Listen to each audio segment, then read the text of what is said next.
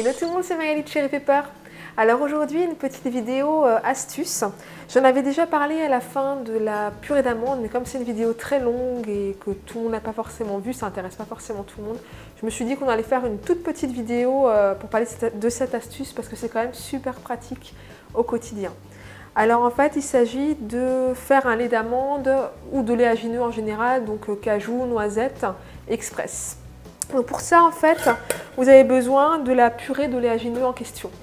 Donc moi, je ne fais pas du tout de lait d'amande. Vous savez, on met les amandes avec l'eau dans le mixeur et puis après, on utilise une étamine ou un, comment on appelle ça, un sac à lait, en fait, un lait végétal, pour essorer, en fait, passer le liquide et puis presser un maximum l'amande, la pulpe d'amande qui reste, qu'on appelle l'okara.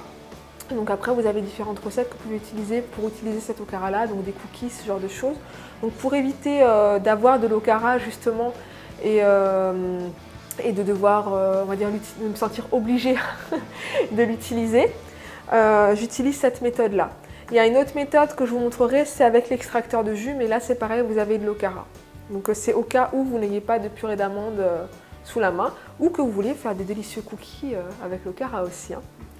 Donc là c'est parti. Donc en fait tout ce qu'il vous faut c'est de l'eau et en l'occurrence moi de la purée d'amande. Donc je mets 500 ml d'eau. Donc là c'est de l'eau de source en fait, j'évite de prendre l'eau du robinet. Dans la vidéo de la purée d'amande, je ne sais pas ce qui m'a pris, j'avais pris l'eau du robinet alors que je ne le fais jamais. Parfois à la caméra on fait des choses bizarres.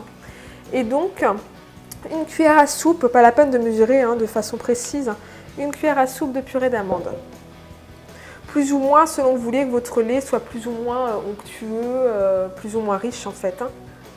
Si vous le voulez très léger, par exemple pour faire des crêpes, pour les crêpes on peut le couper à l'eau ou vous pouvez très bien à ce moment-là mettre qu'une cuillère à café et le faire plus léger. Donc après, on va tout simplement mixer à haute vitesse pour émulsionner, mélanger le tout.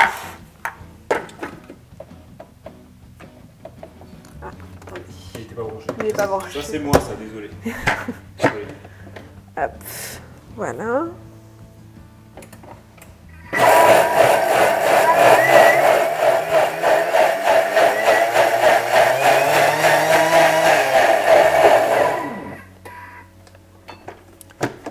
Hop.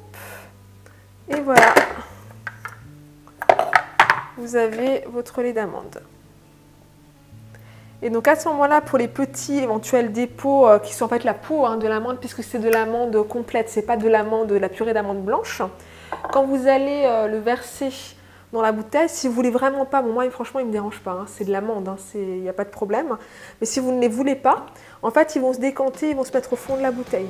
Donc à ce moment-là, quand vous verserez votre lait d'amande, vous pouvez très bien ne pas avoir ces dépôts.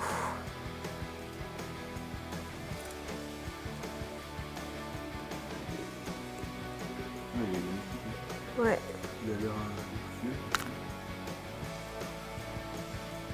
Ce qui est sympa, c'est que du coup, vous pouvez en faire à la minute pour vos céréales et vraiment faire la quantité qu'il vous faut. Et éviter de le conserver. Bon, après, il se garde très bien 2 jours au réfrigérateur, il n'y a pas de problème. Donc voilà, le petit bouchon hermétique. On m'a demandé aussi où est-ce que j'avais trouvé ça, parce que c'est là-dedans que je bois mes jus. Et donc c'est là-dedans que je mets mon lait végétal aussi, c'est très pratique avec le bouchon hermétique. Bah, c'est la marque Pyrex et je l'ai trouvé en supermarché. On voit la marque? Non. Non. Voilà. Et donc je l'ai trouvé en supermarché avec tout ce qui est verre doseur.